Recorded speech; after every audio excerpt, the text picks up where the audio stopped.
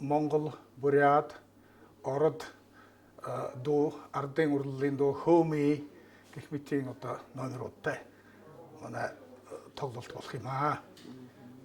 Дараа өдөр 14-нд нь юунд Баргажинд тоглоод тэгээд дараа нь 15-нд Ивалгад ирж тоглоод 16-нд нь юунд яваад Ярунад Сосново-Озерск тоглоод 17-нд юунд тоглоно Хоринскт тэгээд 18-нд нь Крынгад тэгээд тэрний дараа нь урд зам туулаад юунд чинь Сэлэнгийн аймгийн Тохой гэдэг тосгонд хөөрөнд тоглоод тэрний дараа нь Закамск тоглоод Закамск болоод Янгорба санах гэж одоо тосгонд тоглоно.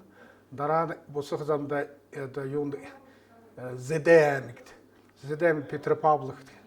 Тэгээд хамгийн сүүлд 23-нд Кяхтад тоглолт хийгээ тэгээд бусаад Хяг Талтан булгаар гараад Монголда бусаад явах юм байна. Монголын 80 жилийн ойр зориулах ийм утгатай тоглолттой юм аа.